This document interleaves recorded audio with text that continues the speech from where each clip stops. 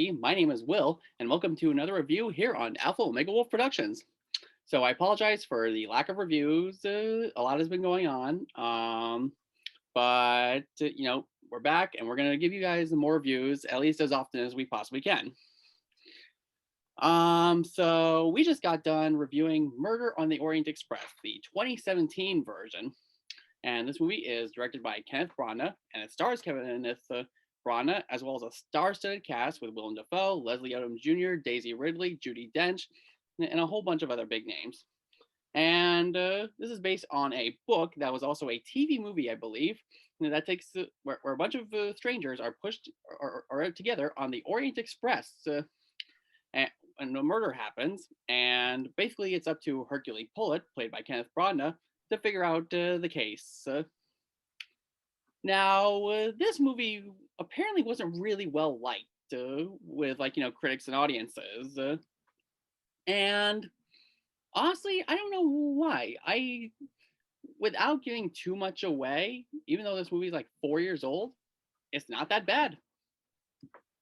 It is not the perfect movie. It has its flaws, but one of the best things is the cinematography.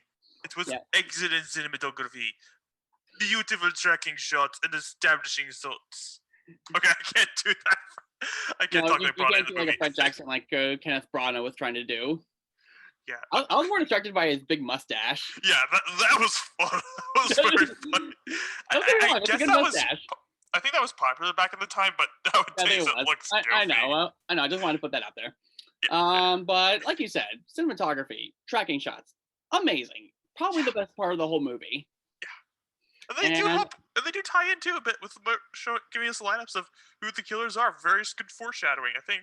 I have to go back and rewatch it, but and the cast, amazing. Like besides some of the other names we have, you have Michelle Pfeiffer, Josh Gad, Johnny Depp. I mean, the talent-wise, this movie is very well casted. Yeah. And overall, the mystery really wasn't that bad. Like, there's clues and twists and turns, even though it can feel like it drags on sometimes. Yeah, I had to go make myself a snack in the middle of this. It's kind of hard. I literally picked up my computer and went downstairs to make the meal. It's kind of hard to keep your interest in this movie a little bit. Like I sometimes feel like dozing off for myself a little bit. Yeah, the other version's got to be better. Probably the book is too.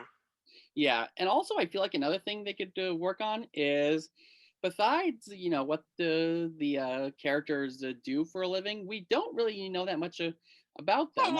Sure, we know a little bit of their backstories, like pretty close to the end, but other than that, we just know them by their actors' names, pretty much.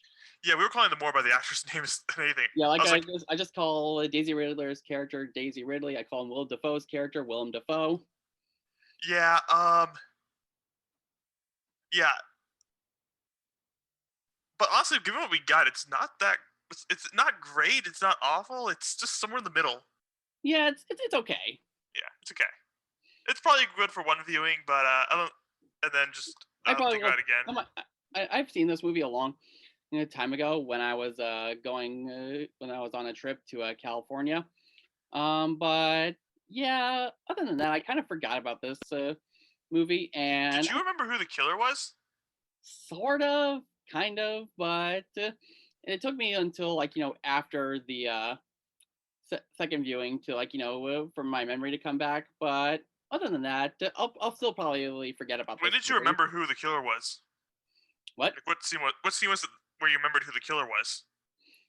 I think it was where I can't really talk about it without giving too much away, but it was like one of the suspects was talking with Branagh, and I'm like, okay, that person has to be the killer.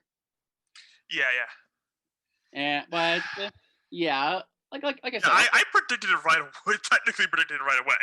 Technically, not actually. So yeah, we'll probably forget about this movie after a little bit, wouldn't you say? I'll still tell people to check it out at least once. No, it's not terrible by any means. It's just not that good. I think people should at least watch it one time, one viewing. Just once. I think that's plenty. But yeah, it's nothing really special if you don't miss it. You won't lose sleep if you don't watch it. Yeah. All But right, for so this tracking shots and everything, yeah, and you could also watch it just for the stars in this movie. yeah. So is there anything else you wanted to add, or should we just consider closing it? Well, I doubt Bronna's going to give us the setup they did for the sequel, where they set up the death and then murder of the Nile one, whatever that one sequel is Yeah. called. They Um. give us set up for it, but Yeah, I think this yeah, is just like a one-time thing, honestly. yeah. They tried. So no, sorry, go ahead. I wouldn't have mind a sequel.